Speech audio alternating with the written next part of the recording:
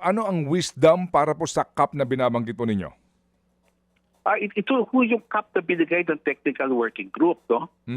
Ito sinasabi namin, ito yung first wave na bibigyan natin ng mga authorities to operate. Pero pati yung sa labas ng CAP, yung hindi ko nasama sa CAP, nakita natin na mayroong mga motorcycle taxis na on-board ng mga platform providers na excess of the CAP, pati naman ho yun, bibigyan ho natin ng authority to operate. It's just that hindi namin masama sabay-sabay dahil mabibilao ka naman po sa processing ng ating ahensya.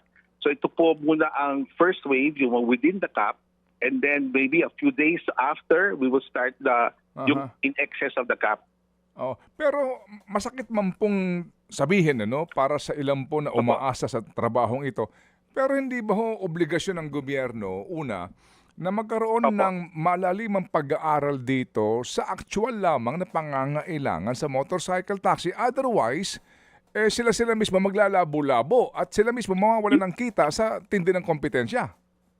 You're correct, Manong Ted, no? At the end of the day, dito alokasyon na mangyayari kahit ng dati. We really have to kailangan namin magkaroon ng in-depth model, demand model, supply model. Meron na to ay yung binubuo niyan together with the UP and CTS ng paano natin i-determine ilan ang motorcycle taxi na kinakailangan sa isang lugar. Talagang kailangan ko yan. I agree with you, Manong Ted. We cannot just keep granting authorities left and right, no? Kasi baka naman sila magkakainin na nila yung kanilang pasero. Magkakaroon ng over-competition naman po, no? Tama po kayo. What we are just doing, Manong Ted, is we are merely formalizing yung naandyan na, yung tumatakbo na. Ang utos ho sa amin, wala hong mawawalan ng trabaho. So lahat na ng onboarded na ng mga motorcycle taxi platforms as of, I think that's as of May or June of this year, lahat po yan i-authorize mo kasi nandyan na po yan eh. Okay. Pero after that, tama po kayo, Manong Ted, we will now start a more in-depth study on the demand-supply requirements for motorcycle taxi. Kailan po kaya ang finalization? Yung ating demand-supply model.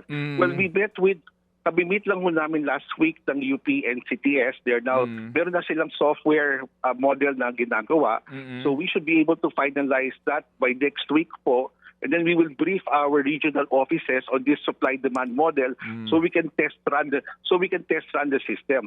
So by the time we formalize the authorities to operate the mga onboarded already, handa na kami. So that should be sometime end of August. Pwede na kami ipakita yung entire demand-supply model, no? And conduct hearings on a locality base. In order, parang magbubukas na po kami ng prangkisa sa mga areas na kinakailangan ng motorcycle taxi service. Mga kapatid, patuloy po kayong tumutok sa 105.9 True FM para sa totoong balita, impormasyon, music and entertainment. Mag-subscribe sa aming YouTube channel at podcast at sundan nyo kami sa Facebook, Instagram, X at TikTok sa True Network PH. Bisitahin din po ang aming official website, truefm.ph. At panoorin din kami sa True TV Signal, Channel 19. Kami po ang 105.9 True FM. Laging true sa'yo, kapatid.